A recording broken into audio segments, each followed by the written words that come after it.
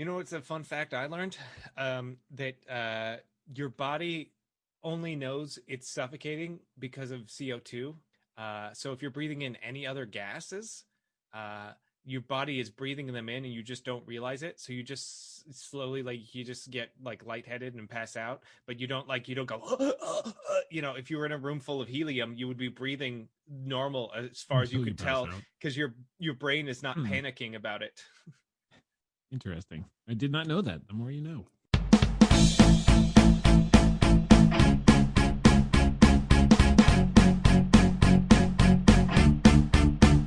Hello, Internet. I'm Joe. Oh, Jesus Christ. I'm Eric. Is that way too loud? That never That- I- gets that never gets better. I never go, oh, this week, man. Yeah. Nailed it. You know, This is the week.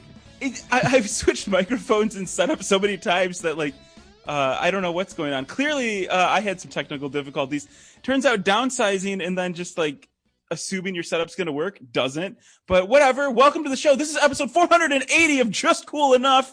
And I'm so happy to talk to you guys because you are some semblance of normalcy in my life where my home is being torn Half of apart. those words were right. Well, maybe I've Your been sombless, slemblance, bremblously. some assemblancy. sleep. I know I have not There's slept two in a fish long right Some time. assembly required. Eric, how was your week? How's your week been? That's good. Stop yelling at me, please. Oh my God, I'm See, sorry. Joe missed the pre-show meeting to really see what I was suggesting we talk about today, and he missed it, and then now we're completely off on a different track. I had a plan, Joe, but that's What's okay. What's the No, plan? no, No, we're on your plan now. I don't have a plan. Yeah, no, we just asked Eric how his week was. How was your week, Eric? It was fine. I watched all of Star Trek Picard, and it's okay. It's okay. I liked it. I think Discovery's better, but it was all right. I didn't. There are a lot of things that felt like it weren't. It wasn't that it was bad. It was just like, oh yeah, this is it's a hard, like, it's leading hard into like the things that Star Trek does wrong all the time. In my opinion. Joe, are you planning on ever watching Piccard? I'm going to take your silence and inability to hear you as a no. Yes, you can spoil it. That's fine. I'm going to spoil the end of Piccard just to get Eric's opinion here since I've been waiting for it. I felt a little bit like the entire Piccard series, although I did like it, was kind of like an edgelord series because during the beginning when they're like, here's the trailer, and you're like, oh my God, it's Data. They keep hinting at Data. You're like, Data.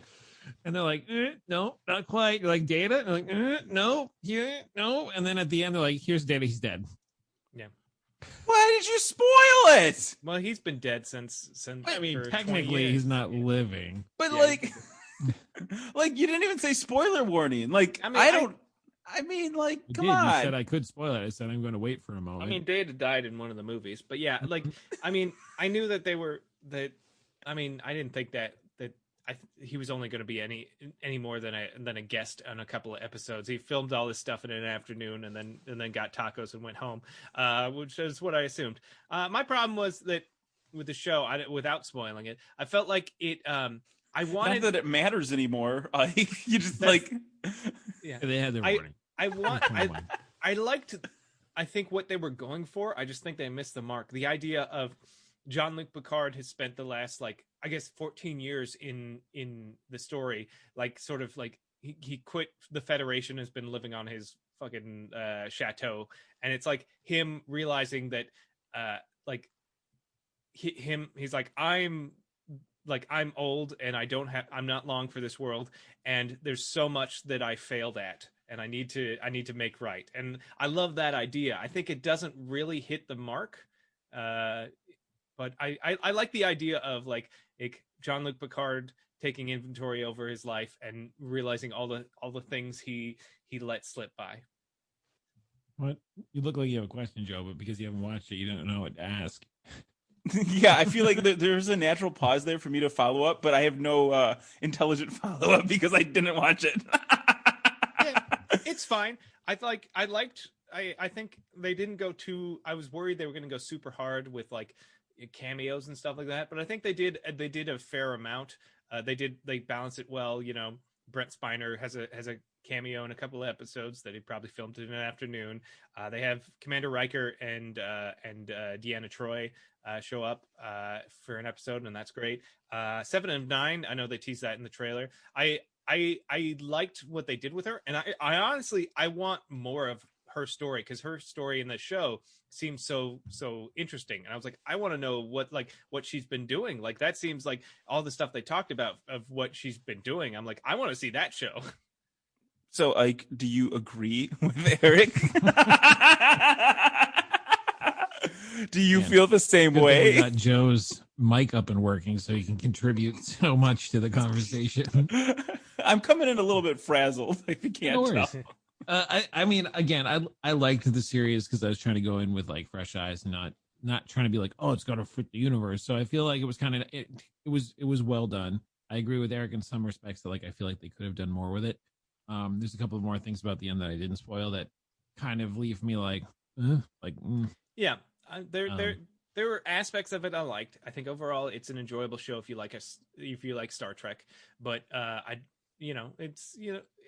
it's also hard because like it doesn't, like, I watched Next Generation, but I'm like not a diehard Next Gen fan, so I didn't feel like I like needed to watch like rewatch a bunch of different episodes to get context, which I think was good, because what was nice but also kind of I wish didn't happen but was also nice is that a lot of the characters that there's a lot of the characters are original characters that were invented for this, but the idea is that these are people that Piccard is known for at least 14 years.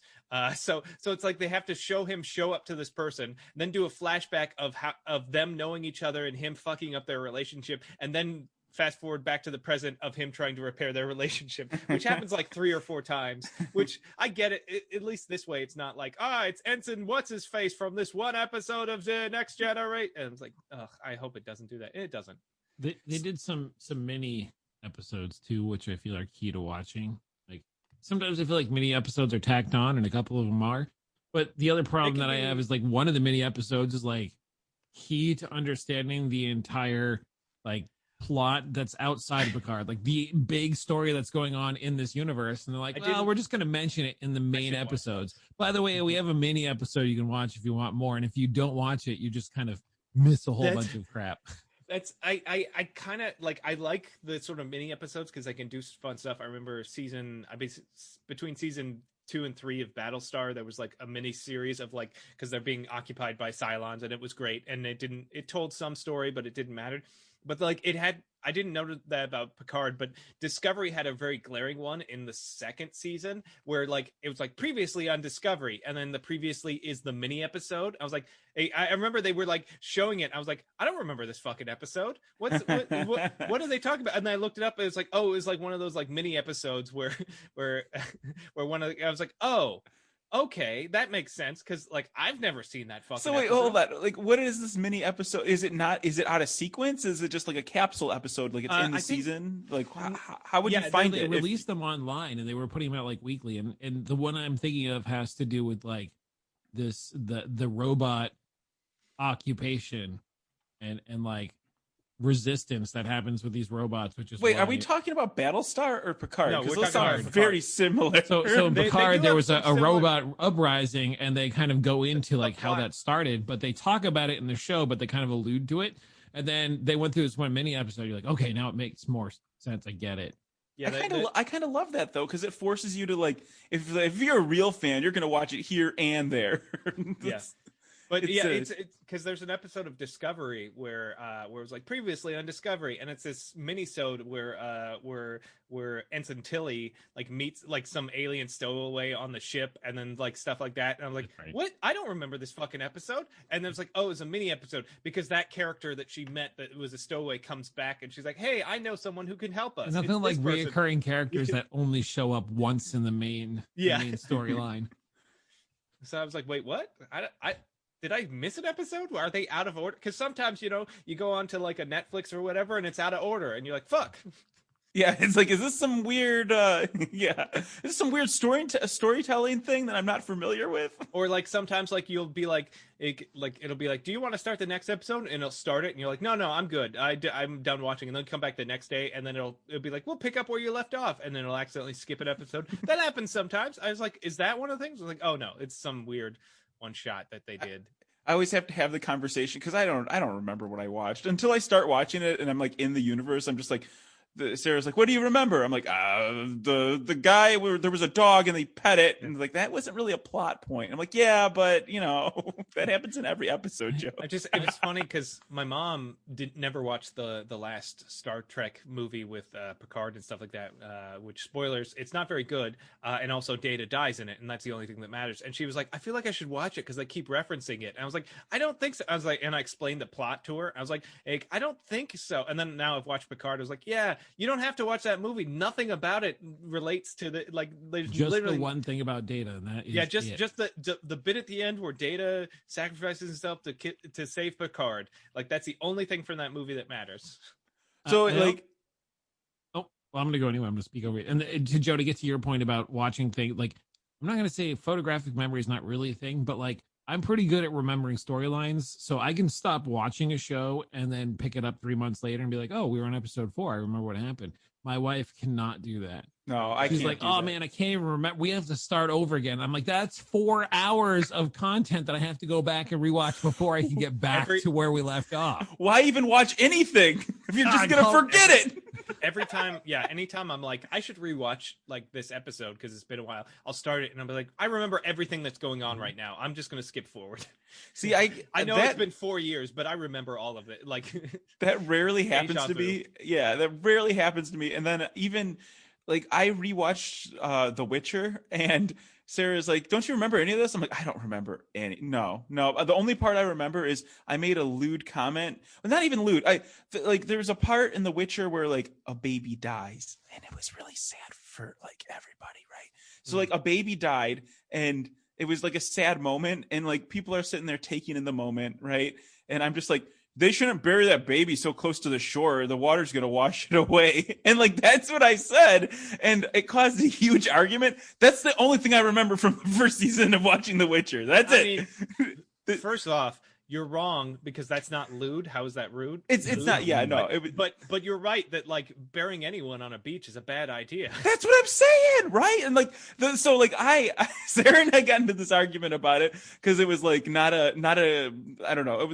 It was a worthwhile arguments. Yeah, right. Exactly. And I'm like, that's it. I'm never watching The Witcher again. And so like, she watched it on her own, and I was like in the room while it was happening. So we watched it again, and it was great. Yeah, I was in the room where it happened. But then I checked with my buddy Scotty. I'm like, hey Scotty, do you remember that part? He's like, yeah. He's like, why did they bury it so close to the ocean? I'm like, exactly. That was the one thing he remembered too.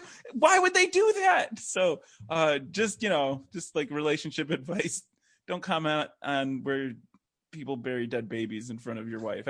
That's the one thing I've learned in 2020. I learned that. So I'll pass it on to you for your 2021 experience. Side note: speaking of babies, one of my friends got engaged to her boyfriend, now fiance, and he called my wife on the phone. They're talking about babies, and my wife's really been like, "Hey, the clock's ticking, yada yada yada, and we're trying to find a house, and like, we're not rushing to have kids, but she's like, for her, it feels like the clock's ticking down, and it doesn't really it's not a thing for me, and so." We kind of have come to a mutual kind of like, we understand the other person, where they're coming from, and we're going to do our best. But my friend who got engaged, he was like, yeah, babies, like, whatever. Like, I want kids, but like, we can wait. We got like 10 years. And my wife's like, no. She's like, you should talk to Ike, because we have this conversation all the time. I was like, don't drag me into this. Like, I don't want to be a part of this. And so like, I walked away, and she came back to me with the phone. She's like, no, like, talk to him about it. I'm like, I'm not talking to him about it because you're going to be nearby. She's like, no, I'll leave the room. I'm like, I'm not talking to him about it. So we almost got into an argument about an argument that we weren't having at that time. And eventually she's like, the guy on the other phone, who now felt really awkward because we're yelling at each other about not having an argument, was like, no, just let Ike be, and like talked her down, and she walked away. I was like, I don't need to have that conversation.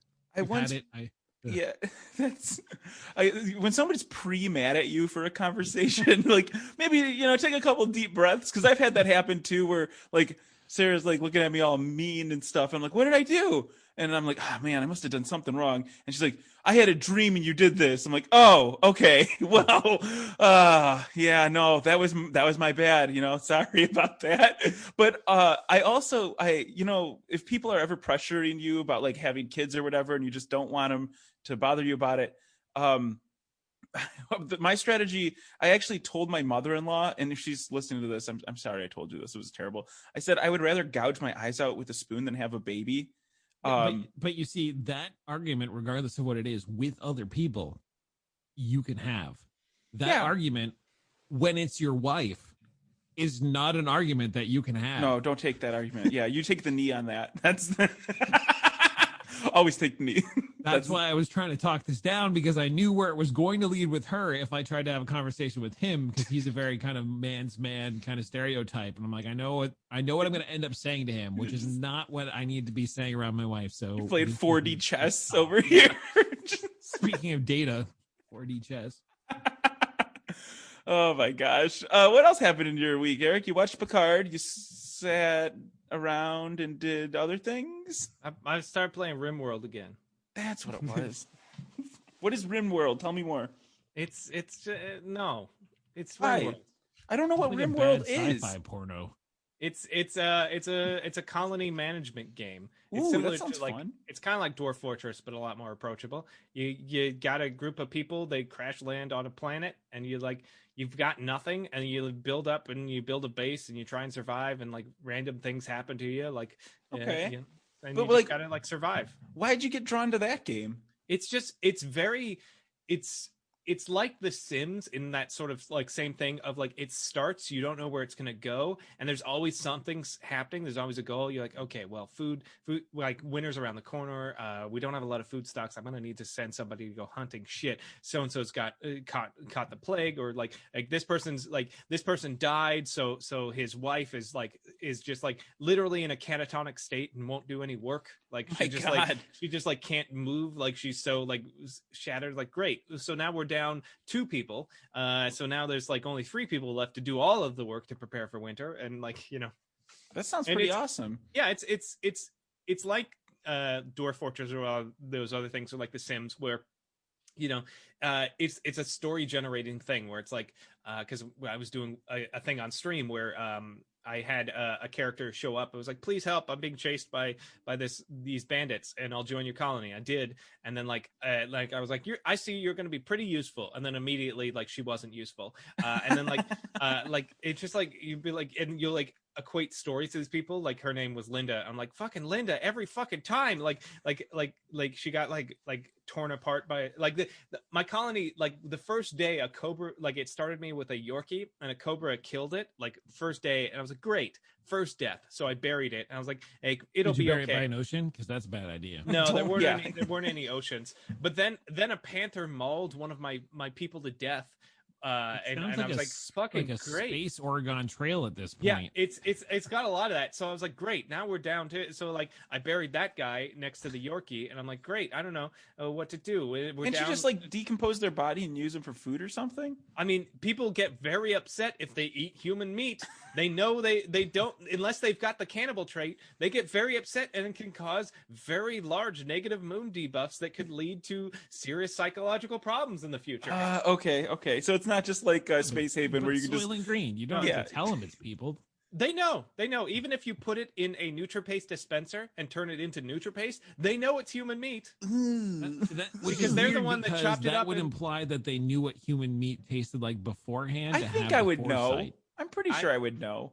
Somebody was like, "Here's some chicken and here's some human meat." The problem is, it's not like your God like moving things. Like somebody had to take that human, butcher it into meat, and then put it in the NutriPaste dispenser. So that person knows that he put human meat in the NutriPaste dispenser. I'm pretty sure he told everyone. Jeez. I got a lot of stuff weighing me down right now. Oh yeah, and it was really tough. And just like if somebody's not is not a psychopath, obviously butchering a human person for meat also very psychologically damaging. Yeah, I don't you think could we've say that there's a little Bob in all of us. Yeah. You can't.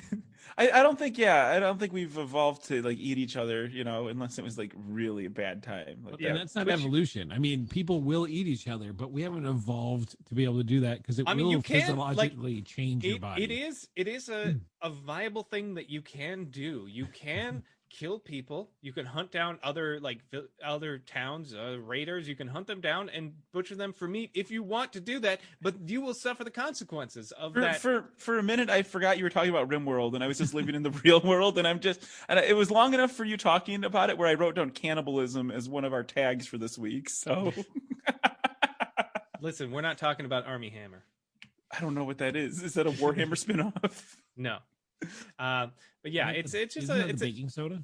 Yeah, definitely. It's a very silly game of like trying to like keep everyone alive when random things keep happening to you. And I've got mine heavily modified, so it's fantasy based. He's given them all. They all have the cannibalistic trait now. They don't, but I could do. You can start an all can. Like I have been attacked by a group of cannibals a couple of times. So, Ike, how has your week been? I didn't have any cannibals involved in my week. That's good. That's a good you start. didn't live. Yeah, yeah. It was interesting to watch the inauguration the other day here in the United States. Oh, that happened. Oh, good. Yeah, I forgot. I'm glad that no one was hurt, but I feel like there should have been even just a made up threat just so that there was some kind of entertainment. Like it just seemed a little like I was expecting something that just didn't happen. Honestly, and again, I'm glad it really didn't happen, but like the excitement. I mean, I get it, but I'm fucking elated that nothing happened. Yeah, because I am so like I like it's so crazy how like that first Biden's press secretary had her first meeting, and she like was sitting there talking, and she was just like giving out information. I was like, oh, this isn't propaganda, like just like things that are just baseline normal like just like boring shit is like fucking game changing now. The idea that the office of the president had a briefing where they got some facts together and presented them. Well, so okay, hold on. Your propaganda filter is so far blown that the press secretary isn't propaganda to you anymore, which it is. It is propaganda. It is. And the other part to it all, like, I mean, I have a lot of friends on Facebook. I know Eric doesn't really use it, and Joe, you're kind of like walking away from it. But like, I use Facebook predominantly because I like the 3D printing and the teaching groups that I belong to. And I just happen to now have all these friends, so I don't really post very often unless it's posting artwork. But it's interesting because I also believe like I don't like soundboards or sounding rooms where it's just like everyone agrees with me, and if you don't, then like get off my Facebook. But at the same time, and I understand that candidates, regardless of which side you voted on, you probably don't like everything about that candidate or whatever. I actively dislike many things about Joe Biden, and I'm going to be very angry about his administration over the next 4 years. I know that. But like the moment that Joe Biden got like sworn in, several people on my Facebook feeds were like, "This guy's terrible." Like they were anti-Trump hardcore, and so that's fine. But they're like, Joe Biden's not any better, and blah blah blah. I'm like, can we just get 24 hours where we can just take a breath? That's all. Yeah. I don't mind hearing your point of view. In fact, I encourage it, and I want to hear more. But like, can we just take a breath here before we start railing on the next guy who literally just stepped in the door? Yeah, he's fucking scraping the Diet Coke stains out of the carpet right now. Can we give him a second? That's why he put the blue carpet in. He had to take out the old carpet of the white.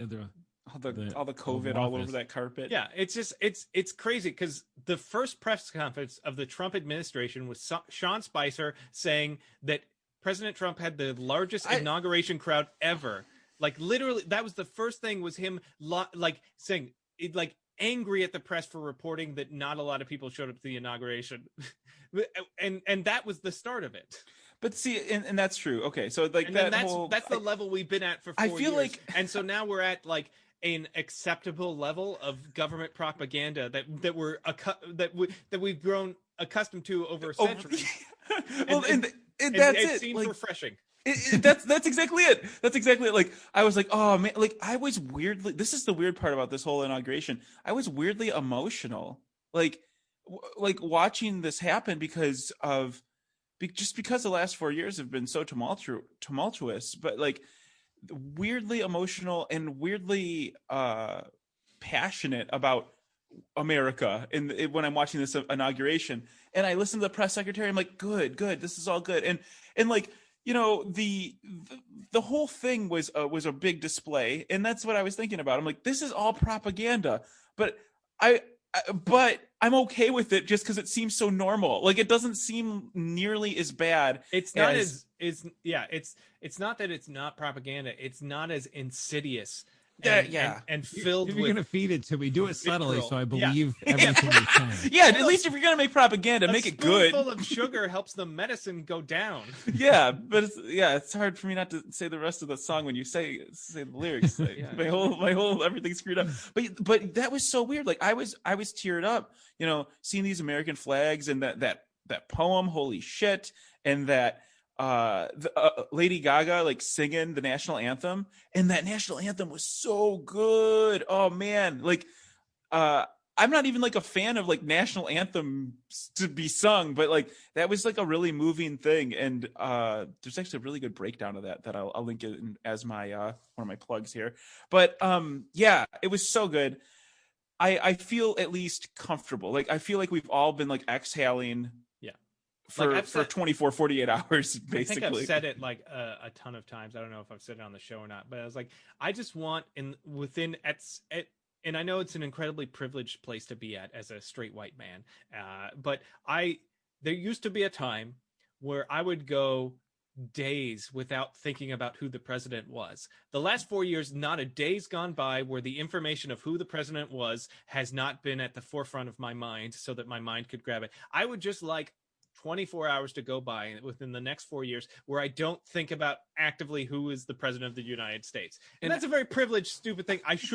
We shouldn't ever go back to that. We should be paying attention because there's a lot of shit that happens because we weren't paying attention. Like, Obama did a lot of terrible shit because we just weren't paying attention. But like, I don't want to pay attention.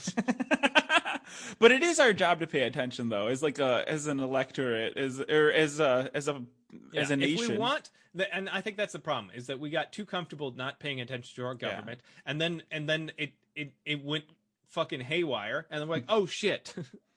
Yeah, it's sad that it came to that, but I think that's what got me so emotional about the whole inauguration. It's like you're babysitting a bunch of small children, and then you stop hearing noises. You're like, ooh, wait, what? Oh, fuck. Oh, normally, what like, do they do? Good, they finally calm down, but when they're that young and that inappropriate, you're like, no, that's not. That's bad. That's bad. I don't. It's been quiet for too long. Now. Right. I want my propaganda nice and smooth. Thanks, Joe. So, but what I'm thinking is like, I feel like we came really, really close to losing it as Americans. Absolutely, we were really teetering on the edge of fascism, taking of a still incredibly large portion of Americans. But I don't want to say it's not over yet. It's not over. But Trump said he will be back in some form. So I mean, that way you don't have to miss him. It's not even Trump. It's a group. It's a large, an incredibly large group of people who decided that they don't care that they lost an election. They should get to win anyways. Right. And that's the scary part. Democracy doesn't matter anymore because I want to be the ruler. It wasn't Trump. Trump didn't invent fascism or white supremacy or any of that stuff. Well, and frankly, he's a symptom of all the people feeling disenfranchised, you know, like I get it. If I felt like if I felt like democracy was not being like, if Trump actually somehow figured it out and was still in the White House, I would be rioting at a Capitol building, right? Like it would be in Germany, actually. Well, yeah, I'd probably be in Germany. I'd be like, well, man, I'm out of here. But yeah, a place where they don't like fascism, Germany. I just figured, you know, like they've had the most recent like big experience with it, so they're more well attuned to. They've gotten over the hump, and maybe. But I don't know. There's a lot of nationalism in Europe too, so it's not like I'm going to be going to a place that's like, oh wow, every European's smart and nationalism is extinct. It's just like white nationalism is taking the world by storm right now. Yeah, and even after he who shall not be named was elected. I was in Germany, and I had white nationalists come up to me and like try to high five me and stuff, and I was just like, I'm not about this life, and that's when I realized like this might be a huge problem. So, but anyway, that's the reason that I was like so caught up with it was the fascism was so real, and it still is really real, but it feels like we I feel like the antibodies like kicked in, right? Like just to kind of give it like a virusy kind of like thing. Like maybe we got the like the white blood cells got the pattern of it, and the voters like we're all motivated enough to keep it at bay, and maybe extinguish it somehow. Yeah, it's not. We haven't cured fascism. We just currently are. It's in remission. Yeah, exactly. Like we had a real bad fever, and like we threw up a bunch. We shit all over the place. Sorry, world. Like we're feeling a little bit better now. Like maybe we'll rejoin this. We'll do that. We'll put these regulations in place. See how maybe we in a feel. Few months, 4,000 Americans a day won't be dying. Yeah, more than like every 18 hours, 9/11 a day. No big deal. But like the sad statistic that came out today or yesterday from Biden's office, which I applaud them for doing, although it is again disheartening, was that by the end of next month, he predicts that there will be 500,000 Americans who die to this. And so like frightening numbers, but I also think that's what we need to hear as a country, so that maybe people will put their fucking masks on when they're out in public, versus Trump, who's all like, we just got to play it and like downplay it.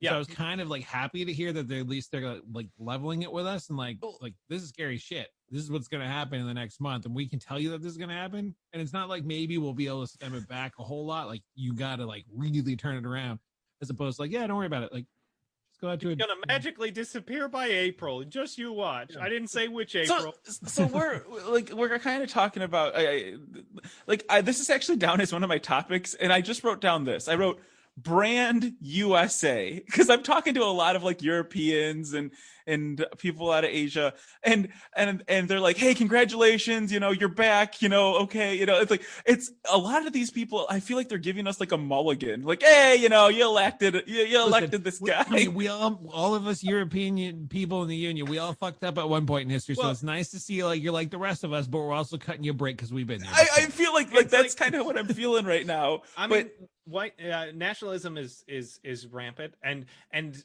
I think the thing that this election showed is that our democracy is strong enough to withstand it at the moment. Barely. Barely. Not much. Not much. Yeah, like 2 decisions the other way, and we could be having a very different conversation right now. Yeah. Like seriously, and that's like the blueprint that my grandfather, the Q in my name comes from my grandfather named Quinto. He watched Mussolini come to power and was watching the playbook of this happen when George Bush was around, and he thought Bush was the guy that was going to do it, but it wasn't. It turned out to be Trump, who luckily was so ham-fisted and stupid, like he didn't even know that he was doing this until he was doing it, kind of a thing. And he's like, oh, okay, these people support me, whatever. But yeah, like we were so close, and that's the whole that's why I was so welled up with this whole thing. It's like, okay, we made it past this really important part. Now let's eat the saltines, maybe not not solid foods yet, just like drink a little bit of the soup, and let's just let our stomach settle. We got a real bad virus we got to deal with that is not only fascism, but the whole coronavirus thing. We got a lot to do. The fever broke, but we can't go outside. We're gonna we're gonna stay in bed for a couple more weeks. So how but like America the brand, this is what I wanted to say. America the brand, like apple pie, Chevy trucks, what are we now? Because that we are. The problem is you say that as if that is a world, like the world was like America, apple pie. We are not. That is our self-image. That is our weird, distorted self-image. America, patriotism, and flags and fireworks. And apple pie. But the rest of the world sees us for what we do. This is you're right, and you I guess we won't talk much about this topic. At war with Iraq and Afghanistan. You've totally circumvented like all the detail and stuff I wanted to go into, but that's fine, because this is what, like, the way you think about Florida is the way the rest of the world thinks about us, and that's just how it is. Like, that's just how it is. So well, I think that's why it's so refreshing stepping outside the United States. When I've been to Italy and Australia in the past couple of years, and like looking at the outside in, and I under no disillusion that we are not what we portray ourselves to be here in the United States. but it's also interesting because I've been doing a lot of art projects with my students lately, and in the last 2 or 3 years, I've been throwing out one particular theme or topic, and I have some kids trying to tackle it right now, and the topic is, what does it mean to be an American? That's a good. So What kind that, of responses are you getting? well, and so it's it's interesting that often it'll be like, well, we're a land of like freedom and equity, and like everyone should be treated equal and like with respect, and try to have that conversation with like, well, sure, you could say that, but is that what we are or what you think we should be? Is that, yeah. And most of the time they'll come back with, well, that's what I think we should be. And so then trying to get my students to put themselves in somebody else's shoes and be like, okay, well, what do you think the rest of the world sees when they look at us? Like, take a step back from this and then reapproach it. And it gets them to be a lot more critical about how they approach their artwork. And they get some fantastic stuff all over the place. Sometimes they choose to look more at like what it means to be American is more about being this melting pot of types of cultures from around the world, which is true. But then also getting them to realize that, like, I had one student who's working on a piece right now where one of the ideas was like showing an immigrant who's leaving their home that's war torn and coming to America. So we have this kind of caricature of Uncle Sam, if you will, who like is holding up a mask in front of their face. It's very like nice and like might say peace on its head or something like that, but it's holding it out far enough in front of it that it's blocking its real face that kind of looks a little devilish underneath. And so that this immigrant doesn't see what's really going on. They're just, oh, land of opportunity. Uncle Sam's got his arms open. But when they get here, they're going to be sorely mistaken. But I mean, it depends where you're immigrating from. True. I mean, obviously, I was listening to BBC, and there's a group of people from Ecuador that are trying to come to America again, like they used to, because they're like, oh man, Biden's gonna let people in, it's gonna be this, it's gonna be that. But I mean, if you look at Biden's track record,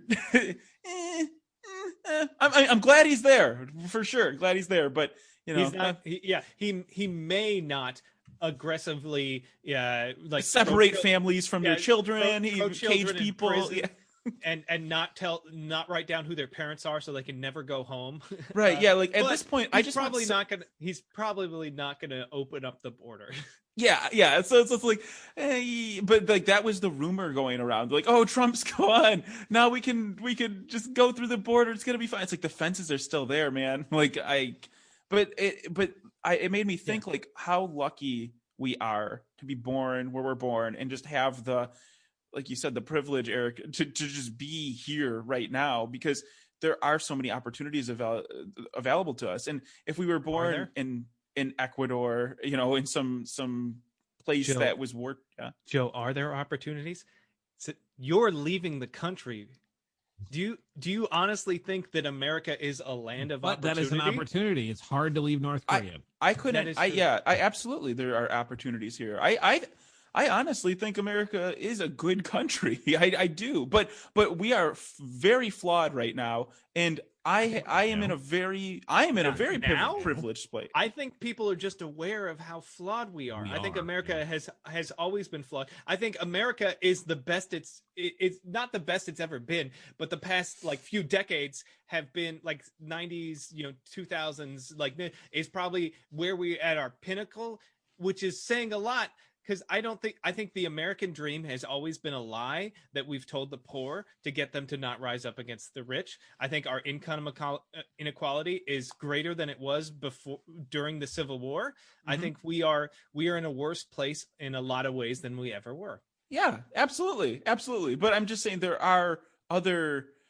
It still is a place where you can make an okay life for yourself compared to what? Like it's like you are born rich, and if you're born white, then you can. But you're saying like you can make an opportunity for yourself, but how? Like it still matters where you're born, who your parents were, what your skin color is. I don't think the opportunities exist like you say it does. Well, the ability, upward mobility in America is not what it used to be. Yeah, it's not what it used to be. In fact, right now, this is the only generation that is set to live less years than their parents and have less money than their parents in America. I saw this A buddy of mine, Iffy, who's a big Twitch streamer on TikTok, said, "Yeah, y'all remember when they announced the $6 burger at Carl's Jr. as a joke? It's like $6 burger, but only $3.99. You know, they had to rebrand that because that burger costs $8 now. It's like, so shut up about minimum wage.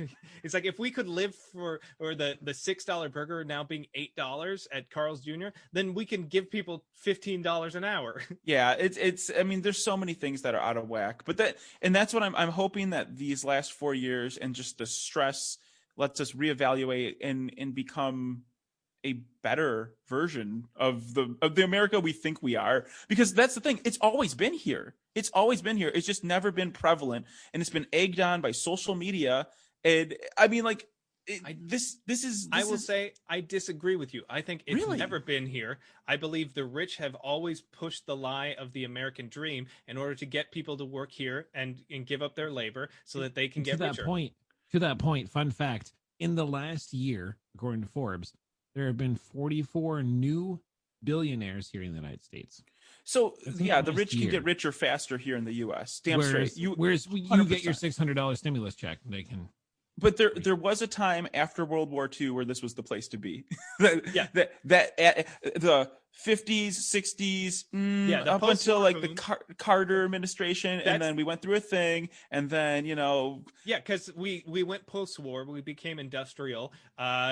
Because of the Great we had no Depression. Competition, by the way. We were just like, we're the best. Also, we're competing against no one because we bombed the shit out of every country.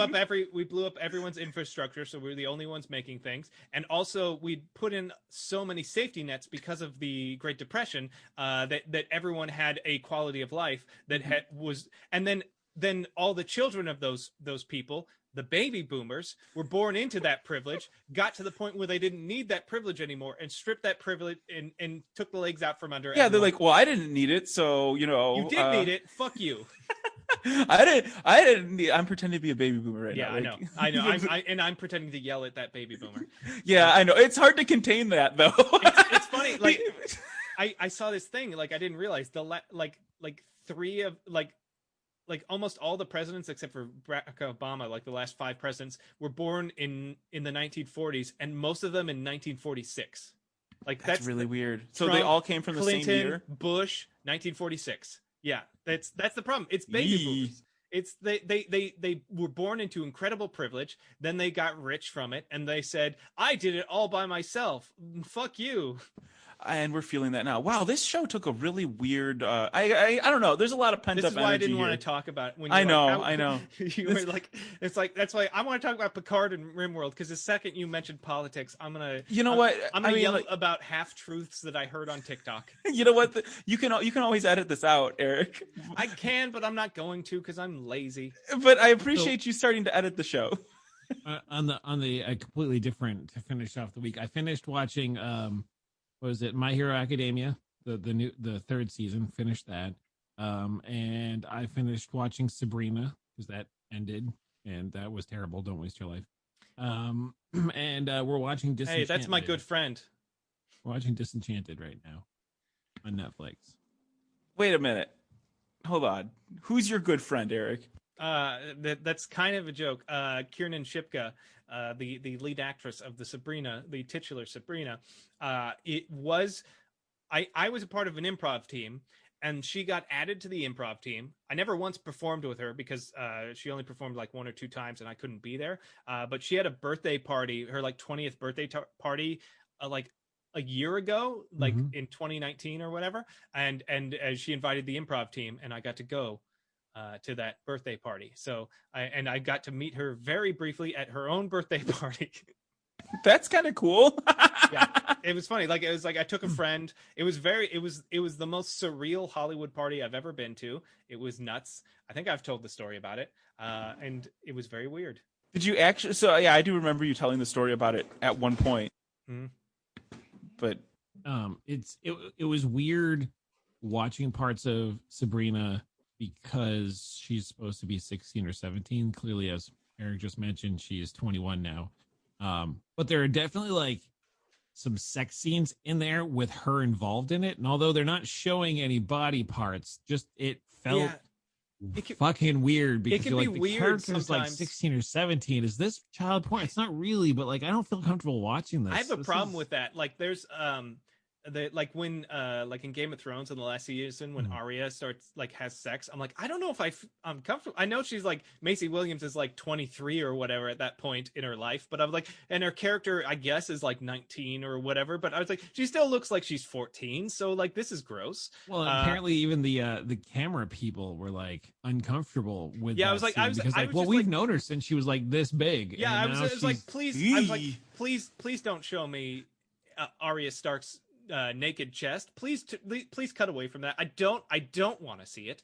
And I don't believe we did. So thankfully. No. But yeah, Oh my it God. can be it can be weird when you have like it's weird when a television show is like doing that and for some reason society hasn't sexualized that person in your mind. So that's the weirdest thing. Like there's like a couple of TikTokers who were like very interesting like young women that I there's like a few of them that I followed because they're like I like their content, they're fun, but then they'll like do like what is called thirst traps because Oh God.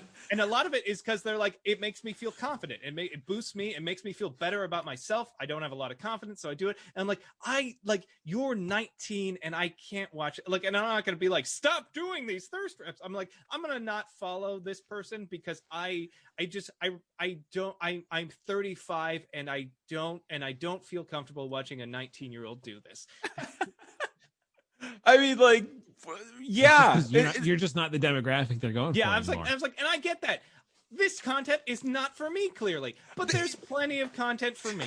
this is the weird thing. Like, I'm finally feeling like actually my age and actually old. Yeah, because you were like 18 to 35 for so long, and now I'm 35, so now everything's for people a year younger, and it's like now everything's being made for people who aren't me now. Right. So like I'm 34, but like I'm like right. I feel like I'm right on the edge of people that can say yikes and not feel like because I say that all the time. I'm like, ooh man, big yikes, and then I'm like, ooh, that doesn't, Yeah. you know, like I don't know if I could pull that off. Like maybe I should remove Yeah, that. Like that's their fuck words. me. These are adults who are expressing themselves and their sexuality, which they're allowed to have, and feeling confident, and it's for them, and that's for them, and but for me, I go, oh yikes, and then I'm like, this isn't for me anymore. Yeah, you know, we're just aging out of this stuff. but it's weird because I feel as a high school teacher the need to walk the line even closer, not because you want to, but because you need to understand what's going on. And, you have to I think understand your children, and also you have to be a positive role model for them. You know, did I mention last week about sus? Did I talk about that on the show? No, I don't. No. So an email went out my school like last week or the week before. It was like, and it was like every day we get memos in the morning, and the teaser part said, "Beware, some kids have been using the word sus around school, which means they're calling each other gay." Yeah. What? Like, that is not what they're saying. And I know that because I watch Twitch, and I feel particularly old saying like having to school my peers on this, and a couple of them like, no, I'm pretty sure that's what it means. I'm like, no. No. and then for me, like I went down to our HR department with a guy who is maybe 15, 20 years older than I am. And he was like, thank you for putting that in there. He's like, because I play Among Us and I know that's not what it means. And like, it was weird because I'm like, I feel like you're too old to be playing Among Us, but I feel like I'm too old to, and I haven't played Among Us. Yeah. But then at the same time, like I understand it and it is fun. And I really shouldn't like, I shouldn't stereotype gamers. My dad is 75 and he still plays Call of Duty. So like, I don't know. It's just this weird you know what? gap that you walk. The word, okay, so like the word sus, I feel like that is it's a gamer term, right? So like if you're playing the game, you're allowed to use it.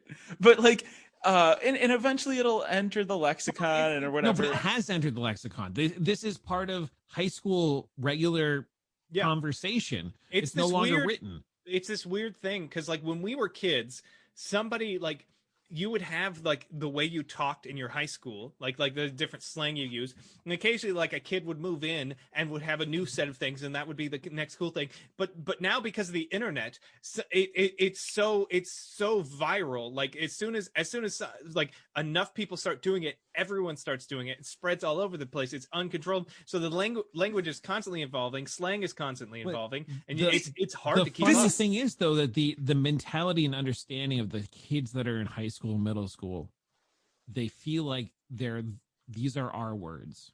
Yeah. Words. And it's weird for me because I'm like, no, these are the words that my gaming peers use. And that's where some of this language came from. And I would say that some of these students would be, if they weren't my students, my gaming peers, because we all play Call of Duty as an example. Like, we all play it. We talk about it at school. I would never play it with them. But like, and so that's where it gets kind of weird, because it's like, well, it starts to span generations because it's a cultural language thing. But the way they see it is it's an our language thing, as we are teenagers and this is ours. And so I try. We want identity. I know that if I use it, they'll laugh at me because I'm too old to be saying that. But they don't realize that most of my friends use this language too, because that's part of the culture that we are part of. You know, like a word that we didn't use because it was like old by the time we were around was like rad. And that made a huge comeback. And I really like that word a lot. So I just want to say, like, calling something rad, or I heard somebody say the word groovy the other day. I'm like, not yet. That one's not coming back around yet. But, you know, like groovy is a little too kind of like folksy old kind of thing. I dig that like all the I dig time. that. Yeah. That's part of I used my to, normal thing. I haven't done it a lot, but I'll say someone's like, oh yeah, they're pretty cool cat. Or like I'll like refer to someone as a cat, and people are like, what? Are you like a 1920s jazz musician? Man, it's a cool cat. I was like, I don't know, fucking, I like it. I like using it. Fuck it. Fuck you. I said the word rascals today. I'm like, have fun, you rascals. Yeah. And I was like, yeah, I like that. I made an active decision that I'm gonna pronounce it Skellington for the rest of my life. And people are like, yeah, I just do that. Now it's just the way I talk. I say Skellington. Because I want to say it that way. So speaking of things that kind of entered the lexicon or the zeitgeist or whatever, have you guys been hooked on pirate shanties? Because I've been like really. I mean, yeah, they pop up quite. I think I tried listening to some on Spotify. I'm like, they're all right, but like I remember like when I was listening to them, I remember. When I played Assassin's Creed Black Flag, I was like, and Assassin's Creed 3 just came out. So here's Assassin's Creed 4, and it's the same fucking game, but it's just got a boat. But then like I was so obsessed with like when you're like on the boat, and then like your crew just starts singing shanties, and like, oh, and away. And I'm like, that's great. Like just sailing around the Caribbean, hearing my dudes sing. I'm like, that's fucking great. Like the sea shanty like trend that has exploded out of TikTok. I'm not even on TikTok, but like, you know, it leaks over onto Reddit real fast, and it on YouTube becomes Reddit, and then it's a BuzzFeed article, and then it's a HuffPost article, and then it's on the New York Times. Yeah, and so like that's if it's on Reddit, then I'll catch it because I'm on Reddit all the time. And so like all these TikTok like sea shanty things started popping up, and I'm like, yeah, you know what? I kind of dig this a lot. And I was thinking about it, and the duet in TikTok is so fun to watch people like do well, and then like people are adding all these like extra instruments in it, and I'm like, this is great, this is really great. But I feel like the sea shanty is uniquely targeted to where we're at right now, because we've all like been locked up for the most part, right? Like there's not been times where we can sit there and sing with each other and just like jam. Like we haven't been to movies, we haven't done any of this shit. I mean, if you're being a good human, you haven't done any of this stuff. So like, are you telling me that I'm not a good human being, Joe? Okay, you know, you get the pass on this. Like educators, obviously, if you're forced to go to work, you're a good human. Don't worry.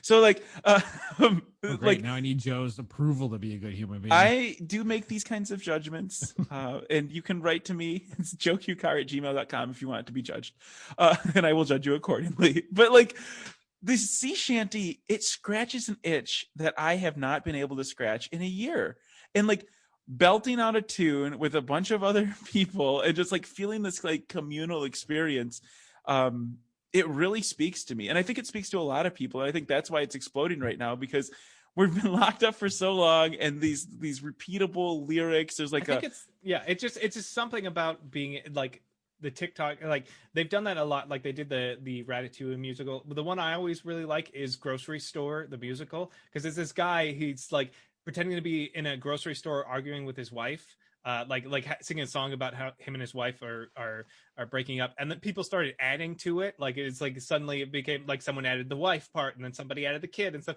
and it went this long chain. I think you should stop at the can of soup guy, where he just goes, "I'm a can of soup," but like that's my personal opinion. But like it goes like deep. People keep adding more and more stuff to it. I kind of wish like there was a way to see all the like, because like the picture goes so small and so far back. I'm like, I want to see what that one guy's doing over there. Maybe like swipe so that it would like create a carousel of people that you could like go through. So you Right? could see them all. Yeah, exactly. I mean, I've seen people do all kinds of stuff like that. Yeah, and you can easily go back because they stitch. So you just click the button and it goes back. But I'm not then on you TikTok, missed the so I last don't know. person who added the thing. Yeah, and this is one of those things. Like I feel like I'm drawing the line. Like I'm just like, okay, you know, like TikTok is their thing, and I get why you'd be on but it. it's not. Teachers not. use TikTok. Like, Everyone, it's not. Hank Green is a huge TikToker. Like he's Who's big on that? TikTok. Hank Green? I don't know these You actors. don't know Your fucking Hollywood Hank type. Green? Who's? I don't know. I don't know. You're Hank actor. Green. You always talk about Man, actors. Joe He's just not- found music again for the first time. Like, It's 2 true. weeks ago, so. And I found music, and now I started down shanties. I'm in the 1800s. Shanties are the best. Like They I are. came across them like maybe 4 or 5 months ago, and I started listening to them. And like we'll be in the car driving down the road, and since I drive, I usually get to control the radio. And my wife has now gotten to the point where she will just bring her headphones with her and put them in her ears because I will put sea shanties on. But the problem is that like they're my jammy, and like the Longest Johns, who I just sent you a link Yes. to, Joe. The Longest Johns, I will turn them up, and then she will go like, "Listen, like my headphones don't go any louder than they are, and I can still hear your damn shanties over them. You need to turn it down." I'm like, no, I'm not turning this. I own it. I play it in the shower. I'll play it in the car. Like I love, and I will sing to them. I don't care who hears me. Yeah, and it's so much fun because like, especially if you're doing work, like right now I'm like cleaning out my house and I'm like lifting things and doing stuff, and I got these shanties in my ears. Yeah, The heave and the hoe and the it's just they're a solid call and response art form. Too. Yes, It's like, yes. It's like you've got the person does their thing, and then it's like okay, and then now we do all sing the chorus together, and we all blends, and it's and we'll do that like 4 or 5 times. I was singing. I'm singing the sea shanties, and I'm like playing it for everybody to hear, and I'm having a great time. And then they're like, it's like, what do we do? There's like some inappropriate stuff in shanties, right? Like, I mean, inappropriate for like a toddler. And they're like, what do we do to drunken sailor? Like we shave their stomach and like. Yeah, but your toddler's too young to know what they're talking about. No, she's not. Because she's like, Dad has a hairy stomach. I'm like, yeah, but don't shave it. Like I don't. It's gonna be just What do we do shaving you with the down. drunken sailor? What do we do with the drunken sailor? Yeah, no, please don't shave my tummy. There's dangerous stuff going on in these shanties. Like that's the next memo that you're gonna get at work. I get some like the kids are using shanties to sell drugs. The new drug kids are doing is called sea shanty. They've learned that if they sing in rhythm, they get high and hallucinate. If you see a kid singing a sea shanty, mace him. Sea shanty madness. It's satanic rituals. So the thing I like about the Longest Johns is they'll sometimes do a live stream or whatever where they will play Sea of Thieves, which I think Joe you were into for a short period of time, and they will do sea shanties well on the ship live on their end. Yeah, I think I saw some stuff like I think you talked about that when I was like so into Sea of Thieves before they turned into a pile of shit. Yeah, I heard that's what they were changing their name to. It's a little more catchy. Pile of shit. Everyone will know it. It's the poop deck. But yeah, I miss it. Sea of Thieves. Is it City of Thieves? No, that's Sea of Thieves. Sea of Thieves. I miss it too. I wish their developers weren't fucking awful human beings. Oh my god, that's. Please don't hold back. I know That's they how did. you really Yeah. feel. What did they do? Like we have emails, by the way. I just Do we? want to say, yeah, we have I 2 don't know. emails from 2 different I mean, people. are they like real people? Like They're real people. I saw them come in, and I read part of them, and then was like, I'll wait till the show because I like wanna to get spoil that it? hot take. But well, Ike pulls up some of the I have 'em. emails from They're our here. wonderful people.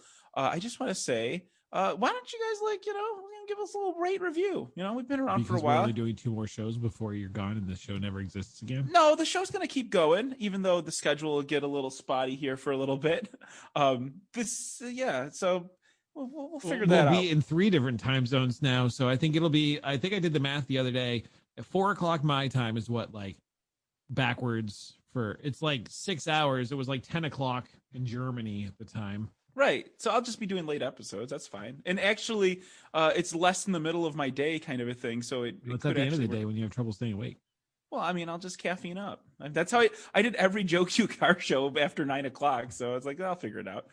But yeah, the logistics, we'll figure it out. We'll keep it going, but it could get spotty here, especially, actually, I should probably talk about it with just on the air and with you guys. Like, I don't know. After this episode, I really don't know when I'm going to be able to like solidly record again, because I am packing up everything. And I mean, I don't know if Eric's going to put in all the weird technical difficulties we had getting started, but yeah, that's what I need. 20 minutes of you going, and I don't know. You hear that? Does this work? Does it sound right? It was a really weird Are you voice. guys messing with me? Is this what my voice sounds like? Quit messing. Let's do the show. What if I just... Mic. Does this work?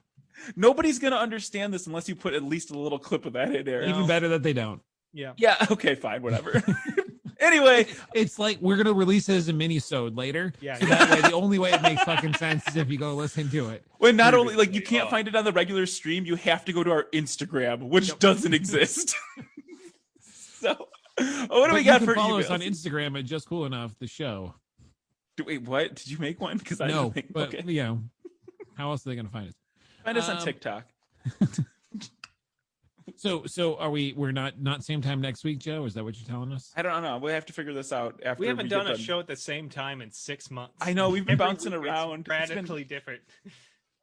I felt bad yesterday. I was like, oh man, I'm trying to get some stuff like cleaned up around the house. I'm like, oh man, I'm really tired too, and I have D&D on Thursday nights. I'm like trying to get, and like I didn't make HelloFresh, and I was thinking about it, and then Joe's like, yeah, my internet's out, can't do the show. I'm like, yes. I was so mad because I was so pumped to do the show yesterday. Like, I had all these ideas, I was ready to go, and then today is like the total opposite. I'm just like, technical difficulties. I've been drained throughout the day getting all this stuff done.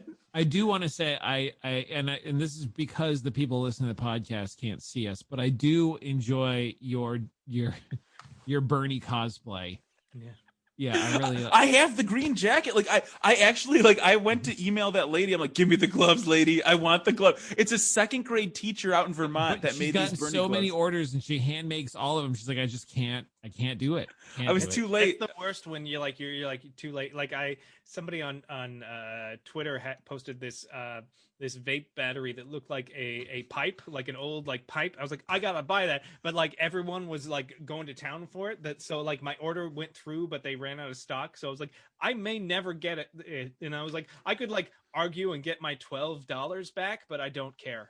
See, what I want though, like I'm not a mittens fan. I really like having my digits exposed. So like, if they made those gloves just like with that pattern, and somebody will do that inevitably, and I will buy them, and I will wear a surgical mask, and I'll sit there, and I'll be grumpy old man chic. Like, a bunch of people will do it on Etsy, and then Forever 21 will steal the idea and make a bunch of, and then it will end up on fucking what is it, Victoria's Secret with the word pink written somewhere on it. Nancy Pelosi will wear it. Oh God! She'll hold up a power fist while denying. But here's the sad she'll wear that and a dashiki at the same time for like cultural awareness or something. While telling people that we can't do anything about white supremacy. Hey, you know what? Like, I was just, this is a fun fact. You know, we did all this stimulus and like all the richer companies, like you were talking about, Eric. All these rich guys got even richer. They could have just given every American like 15 G's. Like, that would have worked. Like, I don't even care if all the rich people or people that made $240,000 got 15 G's, because whatever, they can do whatever with it. But like, you think that would have helped out the economy like a lot better if just everybody, people would have blown it on Nikes and like nothing really fucking whatever. And so but would that's it just all those people problem, that you just said were making lots of money would then get all of the money? No, it would go into necessary services. We Like want that's what we people- want. Yes. We want people to blow that money on Nikes. The problem Yeah. is people take that $600 and they pay rent, which doesn't help the economy. Right. If you give somebody 15 G's who is negative $5,000, they're gonna pay off $5,000. They're gonna fix their car, and then they're gonna buy a PS5 and whatever. Like, cool shit. Do it, man. Like that's what you need. Go for it. Buy or get out of medical debt, or buy your necessary, That's the things problem. for your home, like a Paying washer off and debt. dryer. Paying off debt doesn't help the economy. Keeping people in debt helps the economy. It's almost like capitalism's inherently evil. It's almost like we have very misaligned incentives as an economy, and that rift is continuing to grow. And until that rift stops growing, we're gonna be in trouble here. And Speaking that's of why I'm using moving money, to Germany. Speaking of using money and not getting too far away from the gloves conversation, I'm pretty sure, at least here in the United States, that if that teacher in Vermont decided that she was going to quit her job teaching and making these gloves, she'd probably make more money. Absolutely. So we have this email from, I believe it's Czech Thunder. He says, "Hey, JC crew, I just wanted to say I'm really glad that you started season 2. Side note, not related to this, by the way, and I meant to bring this up earlier. Today is the anniversary of the first COVID case in the United States, a year ago. I stumbled back That onto we you know of. guys. First COVID case that we know of, because we went Yeah. back and did some autopsies on people. Then we think they might have had COVID. I stumbled back to onto you guys back in August from the episode you posted on YouTube, no less. And I've been thrilled to catch up with all the episodes posted since March, and I've kept up nearly each week since then. I certainly tried to do my COVID best last year, despite the pretty terrible circumstances in that year wrought. And having the podcast was like catching up with old friends. Eric, I do a lot of the theater like you as well as music. And back in season 1, you often talked about the theater things that you did around LA, particularly at the UCB. Mm-hmm. And I've wondered how close we've been from running around in the same circles. I took last year to get into streaming like I always wanted to, and it's been interesting and pretty educational experience. Maybe if we both go in person to TwitchCon, which will probably be in 2025 at this rate, we'll have a chance to meet. Ike, it's always cool to hear your experience as an art educator, or rather as an educator. Apparently Siri wanted to chime in. For a short while, I added education double major to my degree path, but ultimately decided teaching wasn't really my passion. Keep up the good work, inspiring America's youth. Yeah, I think I got the participation award from this guy, but maybe not. We're gonna see what he has to say about Joe. And Joe, how's your week? Actually, I gotta get going. It's literally in the email. So, for all the content you all have provided over the years, I've been listening ever since I heard about the show from the Donut Boys podcast, and it's been a long ride since. Jesus Yours Christ, truly, Tim, aka Czech Thunder. By the way, if you search Just Cool Enough on DuckDuckGo, the quote hidden donate button is the second result that shows up. So you shouldn't be too surprised about the donation you got a month or so back. He's the guy. Czech Thunder Tim is the $1 million donator. He's donated $1 million to us from all the way from Czech Thunder area. I don't know, where did Czech Thunder Tim Czech say? Thundoria. Czech Thundoria, yes, of course. Did I misread? I apologize. No, I'm saying that's the land he's from. Gotcha. Okay. Yeah, I was trying to think of a They land. are from Czech Thundoria. They speak Czechanese. No, they speak Chuck E. Cheese. Yeah, What? Chuck Is E. that Cheese. not- I like Chuck E. Cheese. You can say Cantonese and stuff, like that's all right. That's a real thing. I feel like If I say Czechanese, that's something that makes you go ooh. That's just weird for me. They actually, honestly, It's wrong. in Czech Thundia, they speak Shriwook. I like that one. And they have the greatest sea shanties there. Have you ever heard of Czech Thunderian sea shanty? Oh, it's music to my heart. I love it. They have the falsettos and the harmonies. It's just great, and you really get a lot of work done. So thank you to the Czech Thunderian Republic for sending us 1 million smackaroos. A million. And if you see me running around TwitchCon in 2022 at the earliest, because there's not going to be one this year, I promise you that. Say hi. Please say hi. Are they allowed to give you a hug? I don't. We'll see.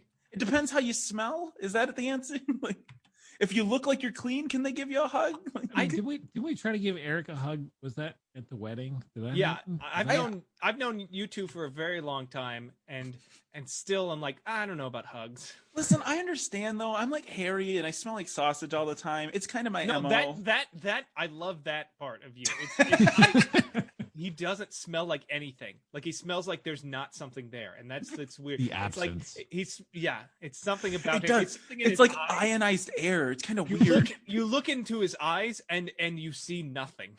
Yeah, it's really like, yeah, it's a little concerning. But Yeah. by the way, like if you are like the devil reincarnated, you're doing a great job. Well, I mean, my name is Michael, and apparently that means one who's like God. So I just want to warn everyone out there who is a big God person that if God's anything like me, you're fucked. Anyway. Listen, Satan was just an angel that fell.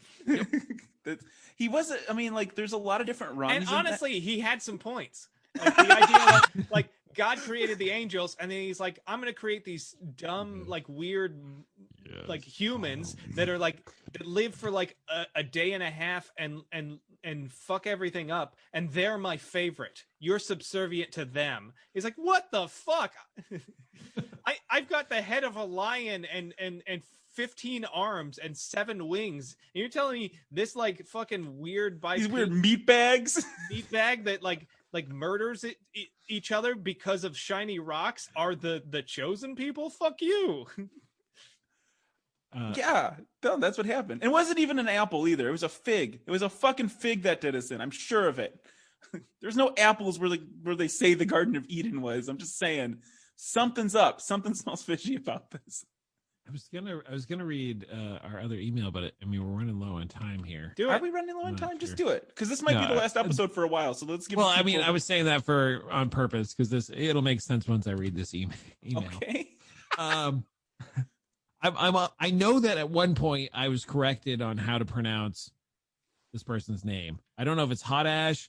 I have It's no Hot idea. Ash. It's Hot Ash. Okay, so I was right. I've been pronouncing it 90% of the time correct. He says, or they say, I don't want to assume anything. It's 2021. Hey, Eric and Ike.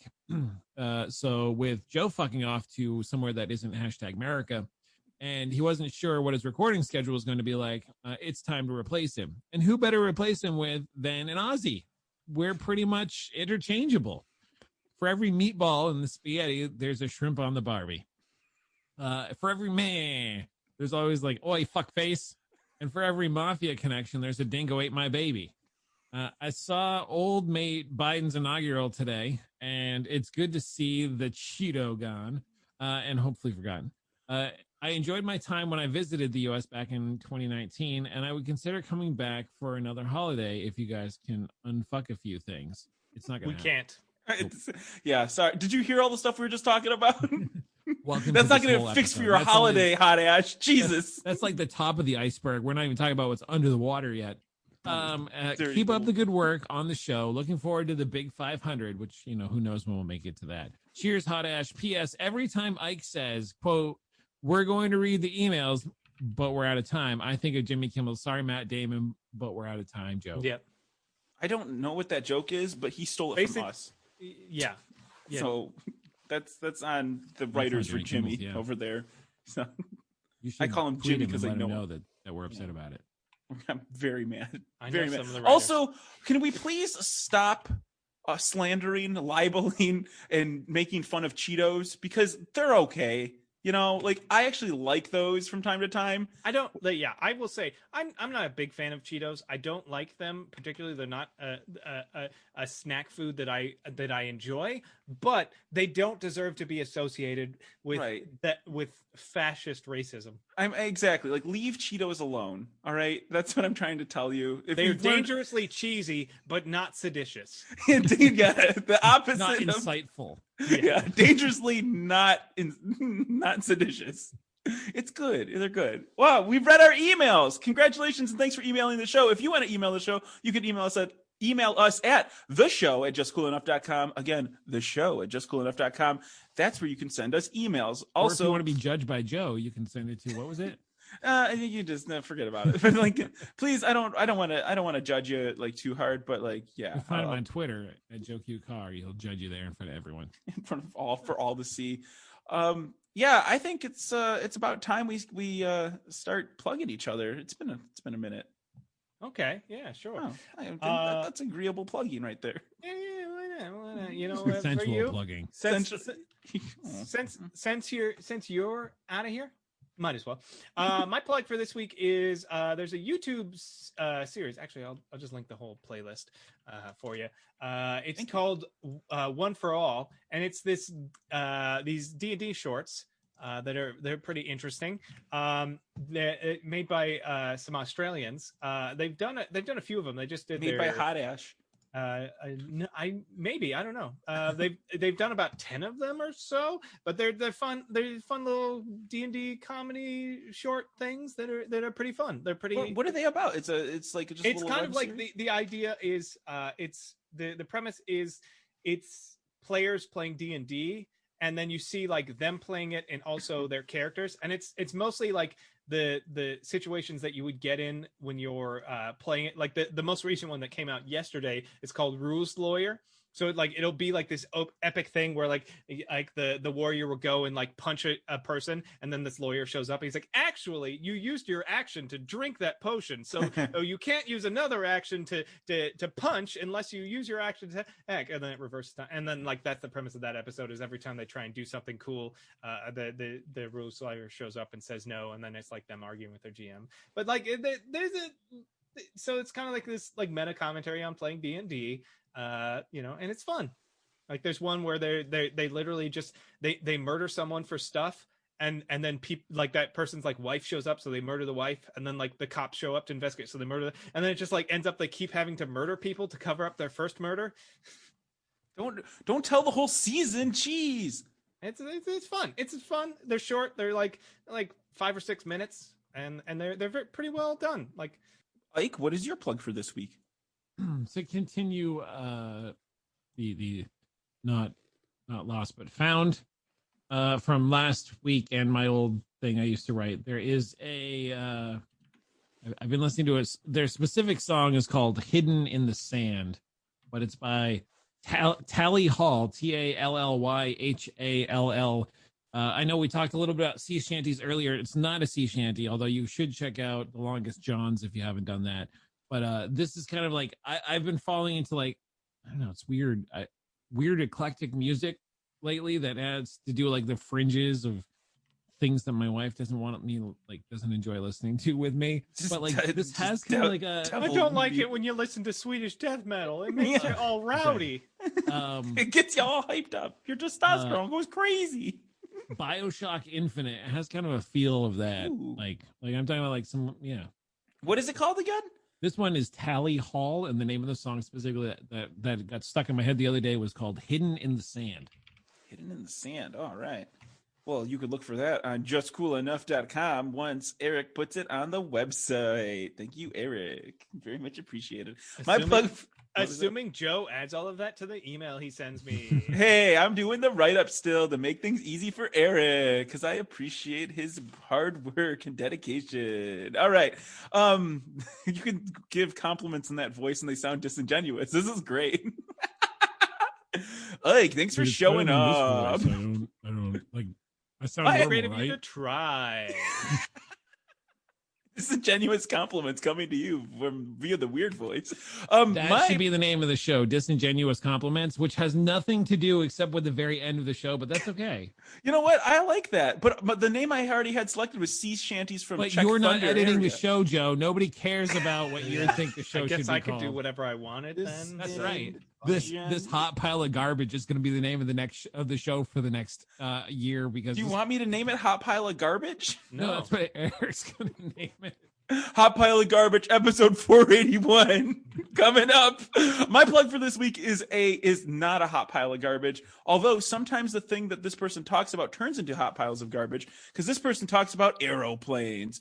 Dark Skies is a YouTube channel that is right out of like 90s History Channel. It is perfect. It just like does these 10-15 minute overviews on like weird planes and weird stories that happened in like wartime planes, wartime aviation. It is so interesting, and because like the last time I watched all this stuff was like super early 2000s and late 90s, there's like a lot of developments and a lot of things that have been declassified since then. So you should definitely check out the YouTube channel Dark Skies. They've been producing content for like the last year, and the guy's like delivery is very much like History Channel of the 90s. If you liked any of those like things, then you'll like this. So it's on YouTube and it's linked over on justcoolenough.com. Where can the people find you, Eric? They can always find me on all the places that matter. Mostly Eric, which is the name of my Twitter, as well as my Twitch, where I stream video games like RimWorld, which I'm going to be playing as soon as you shut up and let me stop being in the skull. Ike, where can the people find you? Well, actually, I was just going to go over the entire plot of the first Lord of the Rings before we got off the phone call. Oh, cool. Let's see. Yeah. Now, I think Eric would be down for that, actually. Like, I'd love to hear your thoughts. Yeah. And I haven't seen it, so I'm gonna ask a lot of questions. We're going to talk about the extended movie editions, though, and not the books. We're going to talk about the parallels between the books and the lack thereof. Why don't we start with like the earlier one, The Hobbit? Why don't we start there? Because the Hobbit book is 113 pages and the movie is 17 hours long. Okay, you probably read the book of 5 or 6 times over before you finish the movies. I have The Hobbit on Audible, and I've never even started it. I'm like, I'm gonna get around to this one day. So it's very good. Anyway. It's like a children's novel. Is it a picture book? Listen to it with your daughter. That'll be some good bonding experience. Oh, maybe that's a great idea. Since she knows how to shave your stomach now, thanks to the sea like shanties. A drunken sure sailor. she can, like... If you like sea shanties, you'll love The Hobbit because half that book is them singing. Ooh, do they actually have the shanties in the book? Well, yes, they do. There's a lot of songs in that book. Wow, you've sold me. I mean, maybe that's what I'll do on the flight over to Europe. I'll listen to The Hobbit. You can find me on Instagram at Ike_Dodge. I just made it like my second commission ever. Like one of our listeners paid me $5 a long time ago to make an image, and somebody just paid me $30 to help them make an image because I've started putting out more stuff and feeling more comfortable with like charging money. And that's really cool. I'm glad you're doing commissions. You should put it on your Twitter. Is it on there? Does it say commissions open or something like that? On my Twitter? I don't. I mean, Instagram? I only go on Twitter to do things. To do 2 things. First is fucking spell shit wrong, and then second thing is call out the people that call me out on spelling shit wrong when they do it. I appreciate it. Yeah, no, you're really good at keeping up with my spelling errors. Oh, I didn't even talk about that Italian guy. I didn't. That was, you said that. I didn't out you. I just want to go on record as saying I didn't mention who I was talking about when I said that. So I was nothing but kind on Twitter. You're like that. You're like when, like, because Biden was like, we need to stop white supremacy. And then Paul Ryan is like, why is Joe Biden personally attacking me in the inauguration? It is like that. Well, yeah, except so much when less. Joe calls somebody out about their shit that they don't spell right, then like 5 other people, because he comments on it, also feel compelled. So I not only heard about it from him, but Kaywin, I think, said something. Joe's wife said something. So I was just returning the favor. I appreciate it because like I read it back and I'm like, oh man, and like it was a heartfelt thing because I like met that Italian dude. I'll talk about it on the next show. It'll be a whole thing. But 2 months from now. It might be 2 months from now. I might have forgotten about that. But if the people want to find me, you can go and follow me at Joe Car basically everywhere except for TikTok because I'm not young enough to be on TikTok. But I made a funny little video called Car Smells or Car Sniffers. My editor Patrick, he put together a bunch of clips of me smelling cars and edited together with I did a little voiceover just to kind of push it over the edge, and it's just kind of a slap together thing. You should go check it out. It's on the Joe Q Car channel. I don't know why you're paying that guy to edit your videos for the other show when this is the one that has legs. And this has legs. The investment for it. We can pay Patrick to edit stuff for this show if Eric. We got our $1 million. We did donation. Yeah, now we can afford an editor, right? Yeah, we should. Somebody should talk to this guy. All right. Yeah, this has been a wrap, and hopefully we will be in your feeds semi-reliably after this. Eric, Ike, if you guys want to fill up the feed with stuff, you're more welcome to do so. Nah. You can do it. Yeah, and like there's the Australian Joe named Hot Ash. Like it's all there. It's all there. But we wouldn't want to rob people of like this is a 3-man team, Joe. It's like we're pirates in the Sea of Thieves and we're on the little ship or the medium. like- And it's JC like your brain really is stands for Joe, Eric, and like I don't know what the C stands for excellence. because apparently wait, it's no. not me, but whatever. Carlton, your real name. And nobody knows. Joe Like, Cariotti, Ike. Sorry, it's Joe Cariotti, Eric, and that other guy. I do find it comical. Like my eyes are starting to go because like I'm an old man, and sometimes I squint and it looks like JCE spells Joe. I'm like, yeah.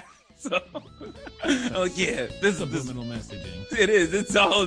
I planned that 10 years ago. I knew my eyes were gonna be just a little bit burnt out, and that's how it was gonna be. So, good show, everybody. Great job, team. Great job.